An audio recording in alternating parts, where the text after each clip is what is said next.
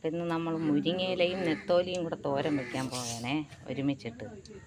അതിനായിട്ട് നമ്മൾ ചട്ടി വെച്ച് എണ്ണ ഒഴിച്ചിട്ടുണ്ട്.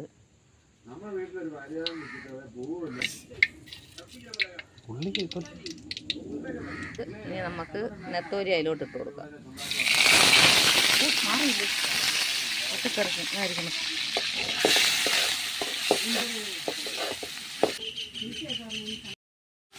കുറച്ച് മുളക് പൊടി ഇട്ട് കൊടുക്കാം.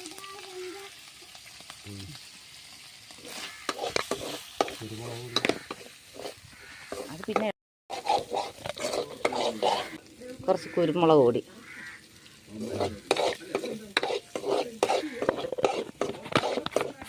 ഇനി നമ്മളെ മുരിങ്ങയില അതിലോട്ട് തട്ടാം കേട്ടോ. കുറച്ച് ഉപ്പ് പിന്നെ നമുക്ക് നോക്കിയിട്ടിടാം.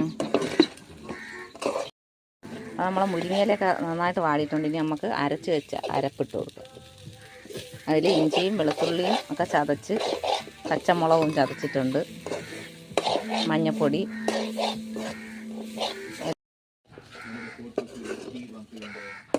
അപ്പോൾ തോരട്ട് കേട്ടാണ്. അപ്പോൾ നമ്മളെ നെത്തോലിയും മുരിങ്ങയിലയും കൂടെ ഇട്ട തോരൻ റെഡി ആയിട്ടുണ്ട്. ഇനി നമുക്കിത് ഇറക്കാം. അതാണ്ട് നമ്മളെ തോരൻ റെഡി ആയിട്ടുണ്ട്. ഇനി നമുക്കത് കഴിച്ച് നോക്കിയിട്ട് നമ്മൾ പറയാം.